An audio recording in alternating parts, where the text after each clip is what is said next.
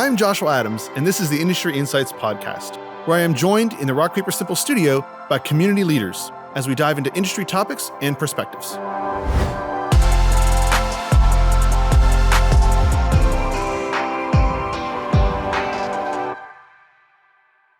Thanks for joining us today. I have Dan Pierron with Widerman Malek. You are a partner and IP attorney, is that correct? That's correct. Awesome. Thanks for joining me today. We're going to chat about AI today, which is a fun topic. So let's dig right into it. So when you and I were talking about you coming on, we said, well, what are some fun topics we can talk about? And there was a few of them, but this one kind of caught my attention. So tell me a little bit about how you see AI affecting the legal practice, especially generative AI.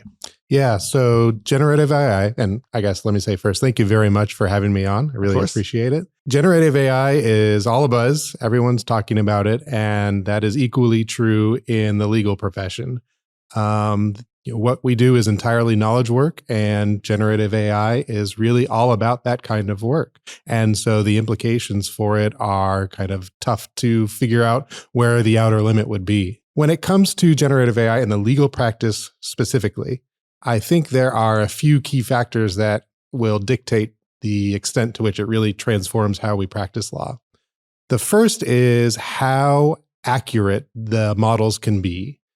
Everyone who has used, all the tools, OpenAI and Bard and Llama and all the other ones that are out there are familiar with the concept of hallucinating, where it creates facts out of thin air. You might guess that this is a problem in the legal profession where facts really determine the outcome. A huge problem. So there's been some notable events that have happened that have gotten nationwide publicity where an attorney used generative AI to prepare a document he submitted to the court. And in that document, the generative AI tool invented case law. And the attorney did not do their due diligence in checking and submitted it to the court. And when the opposing side tried to research this, or the court tried to research this, they said, well, we can't find this case or what it stands for. Could you please point us to it? At which point the attorney had to fess up and say, I didn't really research this. A large language model tool, OpenAI, ChatGPT created it, and I'm sorry. Did not go well for that attorney, ended up being sanctioned by the court. And this was inevitable. It was going to happen. And I think since it has happened and since it has been so widely publicized, it has been a real indication to attorneys about how careful they need to be when using these tools. The implications for submitting factually incorrect statements, especially about case law to courts, can have dire consequences. And so it is a useful example and something that attorneys are really taking to heart in terms of either having second thoughts about using these kinds of models and these kinds of tools, or just the amount of care that they need to use when they are using these tools. Right. Because there's some industries where I feel like there's less of a disaster if you get it incorrect. Right. I mean, there are really two ways you can use these models. One is for fact specific, where accuracy matters, and the other is more creative, where they shine. Personally, I have used ChatGPT to write articles, and there it's much easier for me because it's less fact intensive, and I can provide sufficient facts to the model in my prompt and make sure that it is consistent in how it uses those facts that I provided. But it helps provide that creative flourish, doing a lot of that kind of, less accurate work, but more, flowery language or setting the right tone, all the things that ChatGPT and all generative AI have been hyped for, which is that they can, create creative content extremely rapidly based on a prompt, and you can provide the right context, the right tone, and it just a terrific job and really cuts down the timeline for creating that kind of content. Yeah, I imagine, especially in your line of work, getting this right, there's a lot of opportunity there, right? And so I think, but with great reward sometimes comes great risk, and I think that's what you guys are exploring now. Is what does this look like? How do we mitigate the risk? How do we make sure we don't fall into the trap of ending up like this attorney where you have to admit, oh, Yeah. Not only did I use this, but I didn't do my research to make sure that I was actually communicating correctly, which is interesting parallels, right? Because let's say, for example, you have somebody else prepare a document for you, you would check that document, right? And that's normal. That happens every day. But I think there's almost this difference of, well, they're assuming it's correct, right? Right. But you wouldn't do that with an assistant. You wouldn't do that with somebody helping you draft a document. Same in this case. You need to be able to review that, it sounds. I think that there is a misplaced trust because I think people tend to trust the answers they get from computers because computers seemingly are incapable of lying. They just provide information that they have previously been given. So you would think that the information you receive from a computer is trustworthy. That's not how these generative models work. They are entirely, driven by what they think the next word is most likely to be, not about whether that next word is factual or not.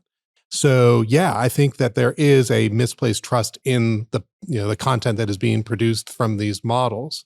And I also think that the accuracy is going to improve with time. Some of the biggest names in the industry of legal research, Westlaw and LexisNexis, are developing their own generative AI tools for attorneys specifically to use. So I think that issue of hallucinating is very present right now, but once these tools become available to all lawyers who practice law, and if you are a practicing lawyer, you subscribe to one of those two tools, so it's going to be available to you, and then I think you're going to see a lot more widespread adoption of generative AI because it's going to be able to draw upon the information that is specific to the legal practice, where those models are going to be trained not on the whole internet like ChatGPT is, but instead be trained only on legal documents. And so, how briefs are written, how courts write their opinions. And so working from that more limited scope of information is going to create a product that's going to be a lot more useful for attorneys. Yeah, I mean, we have to realize we're on the frontier with this. This is new stuff in a lot of ways, especially for kind of the rest of us in terms of having access to a model like this. We're learning how to do this. We're learning, what does it mean to train this? What does it mean to use different data sets where you have that crossover? Like you said, the ChatGPT is trained on the whole internet. It has Right. all of this information, all this content. How does it know the difference, right? When it goes and tries to find something, it's much easier to make mistakes when your data set is enormous. Right. And you potentially have a lot of answers, right? Whereas you're saying, hey, we're getting to a point where we're going to start training these on data that is only the relevant data, which I think it makes a lot of sense that it would cut down on the errors. Absolutely. And I think you're going to see that kind of, winnowing down in models to not just like industry specific like legal, but I think even within the legal industry, you're going to start seeing models that are trained specifically for certain purposes. So you might have like a litigation AI model that is, specifically tailored to draft documents to be used in litigation. So I'm a intellectual property attorney. I work primarily in patents and trademarks and obtaining them, not so much litigating them. And patent drafting, there's really kind of two parts to it. One is more creative. That's called the claim drafting, the legally enforceable part of a patent. And the other part is the specification drafting, which is kind of like the big body of the application. And that is kind of more mechanical process because you put a lot of your creativity into the first part, the claims part, and then you just draft the specification to support the claims part. And so I think there's going to be a lot of opportunity for, software tools, generative AI tools to say, hey, provide me, the creative input that you have worked to produce, use that as your prompt for the model, and then it will spit out a first draft of the rest of the body That of the makes sense. application, which, that's just another tool. I use a lot of software tools in my patent drafting already. So to be able to have that kind of tool that can just further, increase my efficiency in drafting patent applications is what it's all about. Now, that kind of first draft ability of these documents, to be used in patent drafting or in, brief or memo drafting in litigation, I think it has some significant implications, not so much for more senior attorneys in legal practice, but for, first-year associates. Because effectively, what you have right now is first-year associates, they need to be trained up. And so you have them draft a first draft of a document, but then you have them do that with the expectation that it's going to need thorough review. And so it certainly saves you a lot of time as a more senior attorney, but that is where it seems most likely that these generative AI tools are going to have the biggest effect in the legal marketplace is when they start functioning as basically a first or second year associate, because pretty soon you're going to be able to get a decent first draft out of these tools. And at that point, it's like, well, I can either pay an associate an annual salary and have to do the same amount of work to improve the document to make it court ready or your professional grade, or I can have this tool, I pay a fraction of the same cost and get it nearly instantaneously.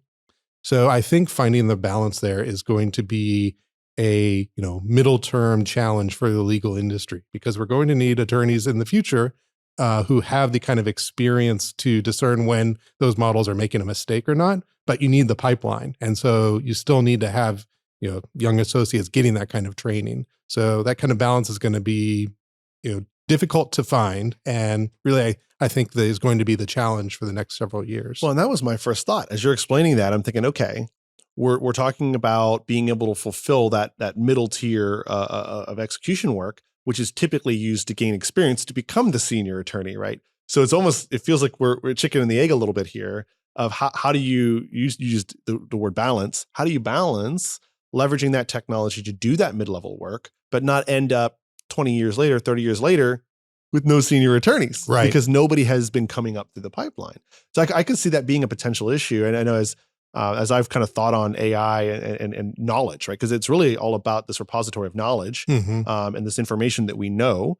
And if we begin using AI models to do the middle work, and then we have senior level individuals, whether that be in legal or engineering or any kind of other engineering came to mind. I'm thinking to myself, I'm a Star Trek guy. So I'm thinking, futuristic here. We're building starships, right? And all of a sudden AI does all the middle heavy lifting. And what happens when you no longer have engineers that know how to do this stuff, right? Same thing with this. What happens? So what does that balance look like in your mind? How do you begin to implement these tools, but then potentially sabotage your own talent pipeline? If I had that answer, I'd probably write a book about it or something like that. I think it'll be an ongoing challenge and really just something that gets felt out, much like there have been similar revolutions in legal practice before. So I mentioned, the online research tools, Westlaw and LexisNexis. It used to be that attorneys had their entire libraries, had their own libraries in their offices. That's no longer the case because all that information's online. So that's one way that attorneys have adapted, and there's no longer the same kind of, legal research experts at every firm. Similarly, like there used to be typing pools for when, and then the word processor came along, and that very much changed how legal offices ran, because suddenly either, a single assistant could, produce the documents as needed. And you didn't need a large number of people typing away all day to make multiple copies. Ultimately, I think that you will see a similar transition here. That makes sense. Where it's really just in terms of numbers, you just have fewer associate positions that are needed by law firms. Not none, but just fewer. And so, how far back that has implications in terms of, how many people end up going to law school, it's a really difficult question to answer, because there's still the things that are required for people to be active participants in. Going to court. AI model can't do that, and I don't foresee any state bar allowing that either for an AI chatbot to attend a hearing for you. So I don't think the legal market's going away by any stretch. I think it's just going to be a recalibration in terms of how many attorneys are needed to handle a given scope of work that comes out of Which makes sense. our community. So one area that is actually pretty relevant to us, and we've kind of been seeing talked a lot about in our space, is copyrights when it comes to generative AI, right? What does that look like? How does that affect creative works? How does it affect getting a copyright on something that we've written, we've created, et cetera? Can you talk a little bit about what that looks like? Absolutely. It's one of the most, hotly contested areas of IP law when it comes to generative AI. So, in copyright generally, in order for something to qualify for copyright protection, a person, a human, needs to provide enough artistic contribution to a work for it to rise to the level of copyright. That is not always so clear when that kind of threshold is met. And generative AI is really testing the boundaries of it, because ultimately the question is a prompt that can have a varying level of artistic, I don't know if contribution is the right word, but how specific it is in terms of how it is instructing the model to create the output is, when does it rise to that level of being sufficient? Right now, the Copyright Office, the US Copyright Office, has taken the stance that basically any work generated by generative AI does not qualify for copyright protection. That is a certainly reasonable interpretation of the law, because I think the way that the standard was adopted for qualifying for copyright protection just did not contemplate this kind of technology. It didn't contemplate that a computer could automatically generate this kind of content without more direct human intervention. So tools like digital image editing, that still requires a lot of human input in order to get a work out of the software. That's just not the case with generative AI. You can give it, 5 words and it could create, several different versions of a work just around, variations on those 5 words that you provide as input. And each one of them to, the average person may look like something that is worthy of copyright protection. It looks creative, but the source of the creativity may not have originated with a person sufficiently to qualify for copyright protection. I think that's a pretty reasonable position to take.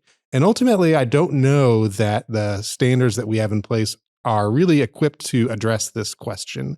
I think ultimately this is going to be something that politics will have to decide, where Congress will have to take a look at the copyright statute, what case law has held to date, and a policy decision just needs to be made about whether the work generated by these generative AI models qualifies for copyright protection or not. And if it's not, what comes out of it? What about the prompts? If you're specific enough with a prompt, can that be protected by copyright? Interesting. So there's a difference between there, in that case, is the prompt protected? Exactly. Right? And that's an interesting take on that. Can I protect a prompt, right, versus the output? Yeah. So, we protect written works all of the time. A given poem may be shorter than some of the prompts that are provided to these generative AI models. And who's going to argue that, a poem is not a creative work?